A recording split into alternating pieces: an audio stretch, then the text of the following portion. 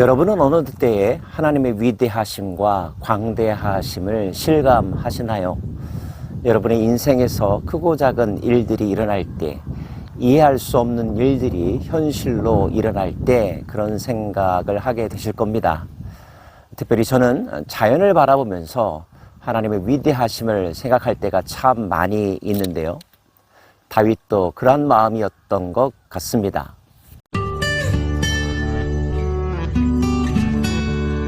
하나님이여, 찬송이 시온에서 주를 기다리오며 사람이 서원을 주께 이행하리이다.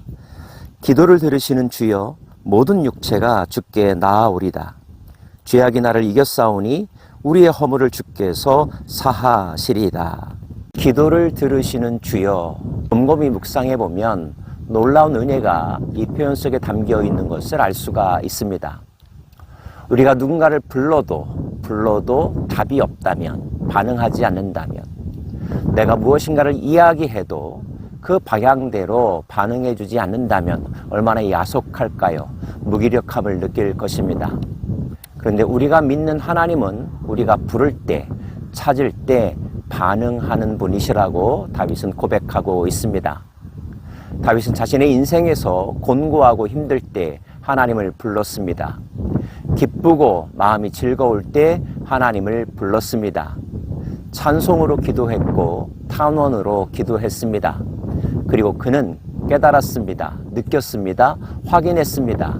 그가 기도할 때 하나님은 들으신다는 것을요. 하나님과의 관계가 실질적으로 이어가고 있음을 매일매일의 삶 속에서 느꼈다는 것입니다. 저와 하나님과의 관계, 여러분과 하나님과의 관계도 실질적이고 상호작용이 있는 영적 관계가 되기를 원합니다. 그 다음 표현도 우리에게 깊은 감동을 주는데요. 죄악이 나를 이겼사오나 우리의 허물을 주께서 사하시리다. 누군가 이런 말을 했습니다. 우리가 저주받는 것은 우리가 지은 죄가 크기 때문이 아니라 하나님의 은혜를 경험하지 못했기 때문이라고요. 죄보다 은혜가 더 크답니다. 문제는 그 은혜를 누리느냐, 경험하느냐 하는 거겠죠. 모든 사람들이 은혜의 대상자이지만 그렇다고 모든 사람들이 그 은혜를 누리는 것은 아닌 것 같습니다. 그래서 은혜를 누린 자, 실질적으로 경험한 자야말로 복이 있는 사람이라고 말하지 않을 수가 없죠. 주께서 택하시고 가까이 오게 하사 주의 뜰에 살게 하신 사람은 복이 있나이다. 우리가 주의 집, 곧 주의 성전의 아름다움으로 만족하리이다. 우리 구원의 하나님이시여, 땅의 모든 끝과 먼 바다에 있는 자가 의지할 주께서 의를 따라 어미하신 일로 우리에게 응답하시리이다. 주의 성전의 아름다움, 주께서 계신 곳, 그곳은 시온일 수도 있고 여러분의 가정일 수도 있고 여러분이 출석하고 있는 교회일 수도 있습니다. 지리적인 공간이 중요한 것이 아니라 하나님의 영이 그곳에 임하고 있는가 하는 것이죠. 하나님의 영이 거하실 때, 주께서 그 이름을 두시고자 하실 때에 그곳은 하나님의 집이며 하나님의 의가 통치하는 공간, 하나님의 평강이 다스리는 공간이죠. 그 공간에 누가 들어갈 수 있을까요? 누가 그 공간에서 주는 평화와 즐거움을 누릴 수 있을까요? 하나님이 택하신 자들입니다. 그 택하심과 부르심에 반응하는 자들입니다. 저와 여러분이라고 믿고 계시죠?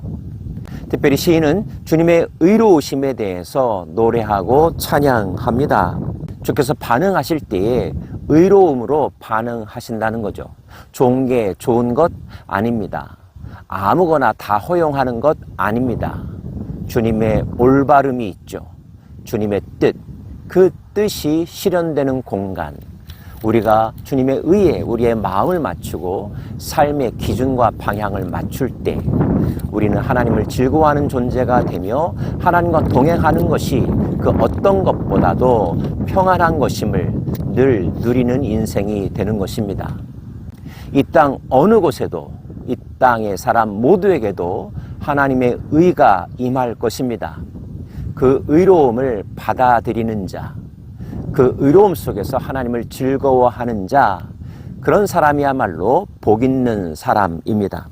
주는 주의 힘으로 산을 세우시며 권능으로 띠를 띠시며 바다의 설렘과 물결의 흔들림과 만민의 소요까지 진정하시나이다. 땅끝에 사는 자가 주의 징조를 두려워하나이다.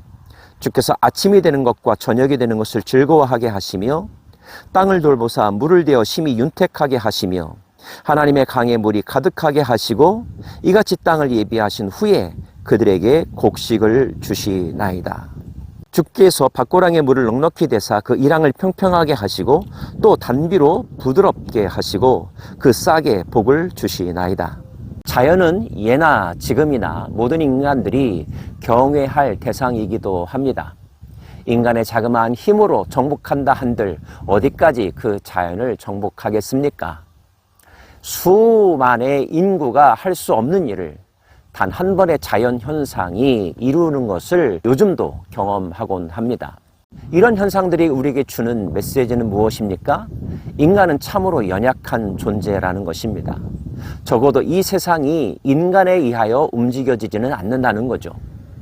자연을 통치하시는 분 하나님이 계십니다. 그 하나님이 때를 따라 비를 내리시고 때를 따라 우박을 내리기도 하십니다. 해가 뜨는 곳에서부터 해가 지는 데까지 하나님의 손길이 미치지 않는 곳이 없습니다. 메마른 땅에 단비를 내리게 하시는 이는 인간이 아닙니다. 골짜기에 물이 넘치게 하는 분도 인간이 아닙니다. 인간은 지음받은 존재요. 자연세계의 일부에 지나지 않죠. 창조주 하나님이 모든 것을 통치하고 계십니다. 지혜로운 피조물은 그 하나님을 의식합니다.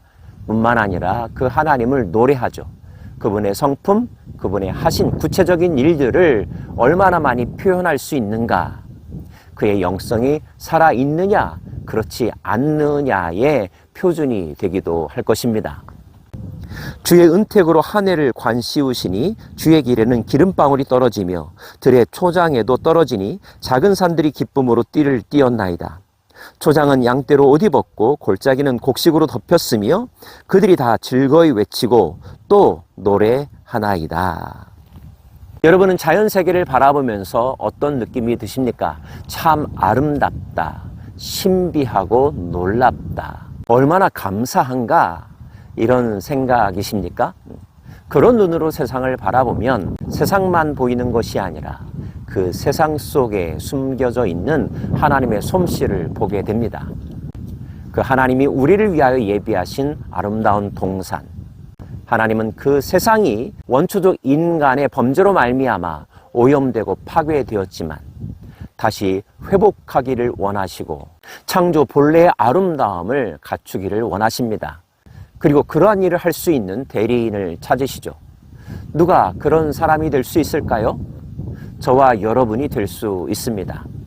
우리를 부르셨습니다. 우리에게 은혜를 부어주셨고 은사를 주셨습니다. 그 은사를 잘 사용한다면, 은혜에 감사하는 마음으로 즐거이 활용한다면 다시 이 피조 세계는 하나님이 보시기에 아름다웠던 창세기의 모습을 회복할 수 있을 것입니다.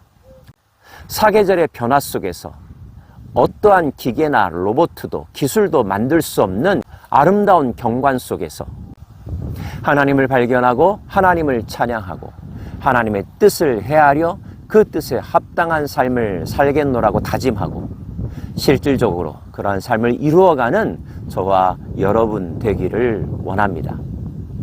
오늘도 저 하늘을 바라보십시오. 저 찬란한 대지를 바라보십시오. 숨결을 느끼십시오. 하나님의 숨결을요.